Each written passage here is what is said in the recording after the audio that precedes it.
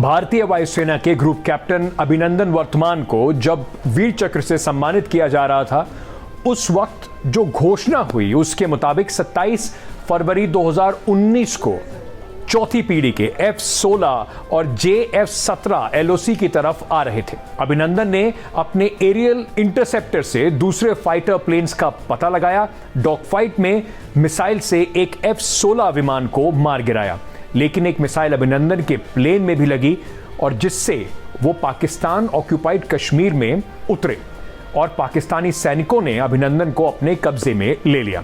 हालांकि 1 मार्च को diplomatic channel से हुई बातचीत के कारण अभिनंदन भारत सकुशल लौट आए। खैर, असली खेल तो इस दौरान कहीं दूर अमेरिका में चल रहा था। यहां भारत ने कहा कि उसके MiG-21 बाइसन विमान ने अमेरिका के सुपीरियर F-16 विमान को मार गिराया। अमेरिका इस बात से बिल्कुल खफा था और एकदम डिनायल मोड में चला गया था। अमेरिका ने इस बार को सिरे से खारिज कर दिया। उनका कोई भी F-16 विमान मार गिराया गया है और पाकिस्तान को जितने भी F-16 सौंपे गए थे वो अभी भी मौजूद हैं। लेकिन भारत ने भी अमेरिका और पाकिस्तान के तमाम दावों को खारिज करते हुए ये बात लगातार कही कि F-16 विमान को एक MiG-21 बाइसन विमान ने मार गिराया है। एक बात आपको यहां यह भी बता दें कि अमेरिका का सबसे पॉपुलर फाइटर प्लेन F-16 है, जो कि बहुत ज्यादा पूरे दुनिया में बिकता है। ऐसे में कई एक्सपर्ट्स ने उस वक्त कहा था कि अमेरिका कभी भी ये नहीं मानेगा कि एक विंटेज रूसी MiG-21 बाइसन विमान ने अमेरिका के 4th जनरेशन F-16 विमान को मार गिराया। वहीं एक वक्त पर भारत और अमेरिका के बीच F-16 सौदे को लेकर बातचीत भी चल रही थी।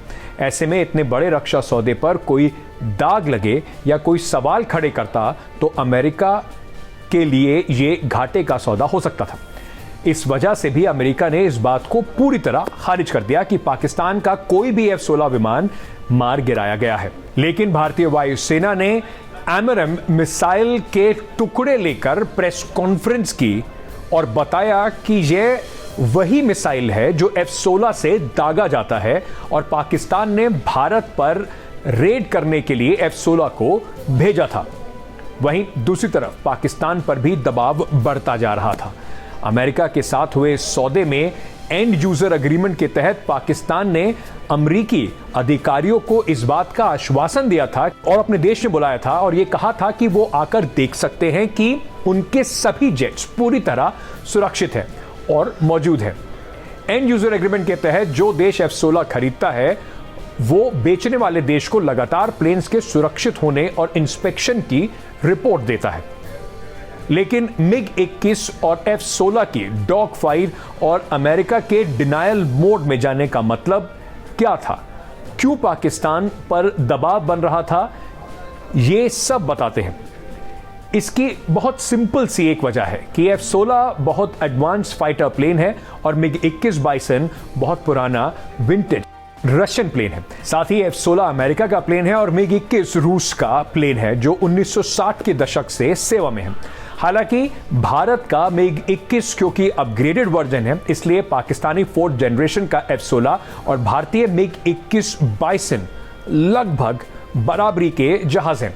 भारत के नजरिए से देखा जाए तो पाकिस्तान का F-16 और भारत का MiG-21 जिसमें कि बाइसन का अपग्रेडेड वर्जन शामिल है, दोनों लगभग बराबर ताकत के हैं।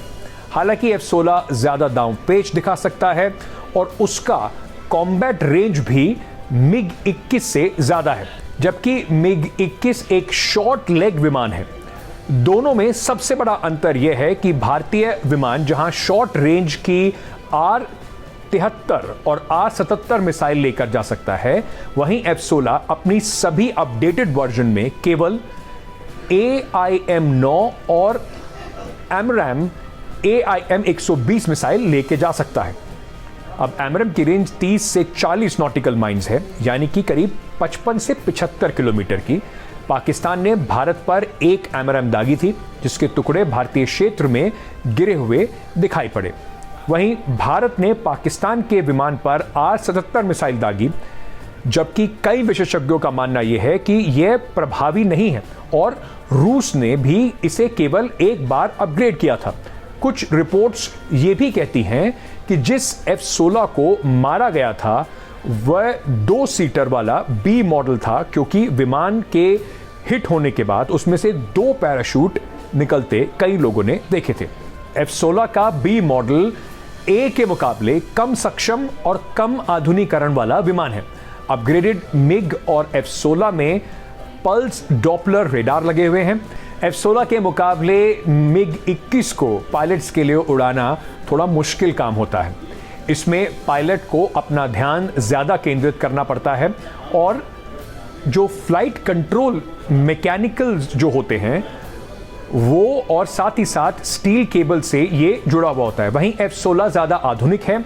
इसे फ्लैट्स एलेरांस स्टेबलाइजर के जरिए इलेक्ट्रॉनिक नियंत्रित पूरे तरीके से किया जा सकता है। इसी तरह की रोचक और रोमांचक जानकारियों के लिए देखते रहें टाइम्स ऑन भारत का डिजिटल प्लेटफॉर्म।